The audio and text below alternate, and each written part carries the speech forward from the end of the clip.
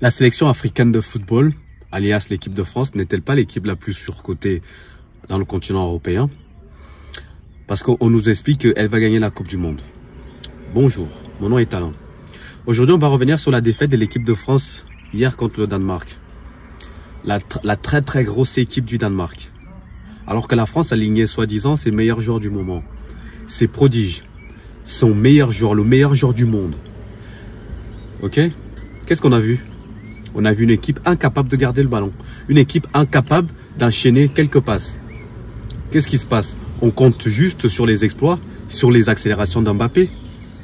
Mbappé, parce qu'on a décidé que c'était lui le meilleur joueur du monde, alors que il y a tellement de bons joueurs en Europe. Il y a tellement de bons joueurs en Europe parce qu'en France, on a décidé que c'est lui. Alors c'est lui. Donc le match d'hier, le Danemark, on voit une équipe qui joue en équipe, une équipe qui est capable de poser le ballon, de changer de rythme, d'être intelligente dans la façon de jouer. À contrario de la France qui se base que sur les exploits, sur des accélérations, sur des exploits individuels. Et on n'a rien vu du tout. Moi, je vous annonce tout de suite, ça va être encore le fiasco comme à l'Euro. La France ne va rien faire en Coupe du Monde. Parce que quand on a vu l'Argentine jouer contre l'Italie, l'Argentine c'est largement supérieur. Je vous dis ça, le Brésil c'est largement supérieur à la France. La France ne va pas aller loin. Regardez le match d'hier. Dans l'équipe de France, on nous a bassinés avec des talents qui avaient le vivier qu'il y avait en France. Mais quel vivier? Est-ce que vous regardez dans les autres pays? Et quand bien même, le talent ne se compte pas, d'individualité plus individualité. Moi, j'ai vu hier l'équipe de France dominer. L'équipe de France n'a pas eu le ballon, n'a pas eu la tenue du match. Donc, venez toujours nous dire que c'est l'équipe favorite pour le mondial. Ouais, on a tout pour gagner. La France a tout pour aller loin. Non. Moi, je vais vous dire un truc, un scoop. C'est un scoop que je donne à tout le monde. Et Al-Khelaifi, le président du Paris Saint-Germain, le seul joueur de classe internationale sur le terrain, je vous donne un mille, c'est Karim Benzema. De loin, et même de très loin. Mbappé n'arrive même pas à la cheville de Karim Benzema. On a vu, à l'image du but qu'il a marqué. C'est le joueur international, de classe internationale. Le mec, il court du début jusqu'à la fin. Il lésigne pas sur les efforts. Il se bat et derrière, il est encore efficace. Voilà ce que c'est qu'un grand joueur. C'est pas les faux grands joueurs qu'on nous invente parce qu'ils ont mis 27, 28 buts en Ligue 1, dans un championnat pourri, dans un championnat sans niveau, et qui se font éliminer en huitième de finale lamentablement de Ligue des Champions, et on nous invente des grands joueurs. Non, ce ne sont pas des grands joueurs. Kylian Mbappé n'est pas un grand joueur, le seul grand joueur sur le terrain hier, il s'appelait Karim Benzema. Voilà ce que c'est qu'un grand joueur. Parce que quand tu vois comment il joue, quand tu vois son implication dans le jeu, c'est un attaquant, tout comme Mbappé, parce qu'il jouait à deux devant. Est-ce que vous avez vu le déchet de Karim Benzema comparé à celui d'Mbappé? Parce qu'on pourrait dire, on va pas comparer, ce ne sont pas les mêmes postes. Là, en l'occurrence, si, c'est le même poste. Karim Benzema ne perd pas des ballons. Karim Benzema ne s'embarque pas dans des dribbles en sachant qu'il ne va jamais s'en sortir. Voilà ce que c'est qu'un grand joueur. Donc, on nous a vendu des Tchouaméni, des Saliba, tout ce genre de faux bons joueurs. S'il vous plaît, ils ont fait quoi? Attendez, ils ont fait quoi? Cette équipe est surcotée. J'espère que le petit Danemark vous a ouvert les yeux. L'équipe collectivement huilée, le jeu intelligent et même la qualité technique, elle était supérieure à l'équipe de France.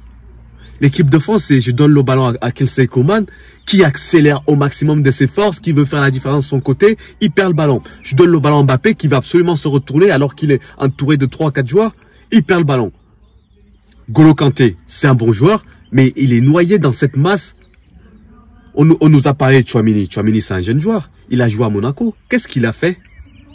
C'est quoi ses références à Tchouaméni?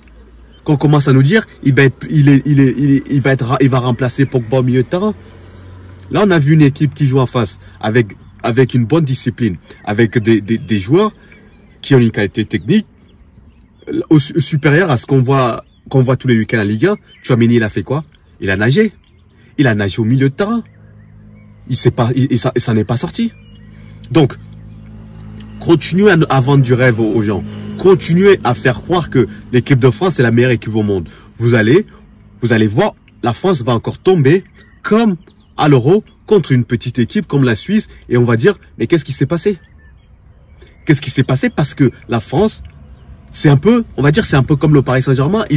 Les journalistes, ils ont tendance à surmonter cette équipe, à les surestimer par rapport à leur vrai potentiel. On a vu la Ligue des Champions cette année. Combien de joueurs de cette équipe de France sont allés dans le dernier carré de la Ligue des Champions?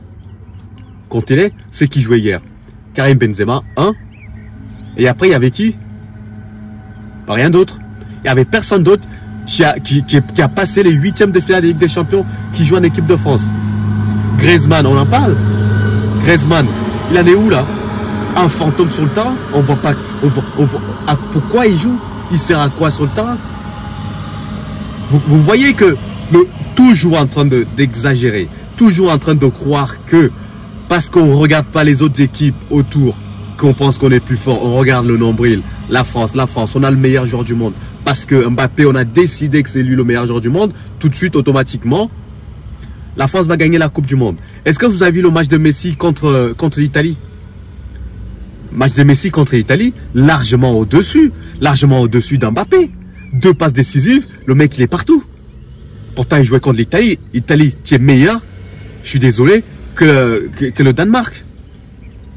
Donc vous voyez que le mensonge, le surcotage, le fait de se regarder le nombril, c'est pour ça que la France va encore tomber de très haut de son piédestal que les journalistes lui ont mis.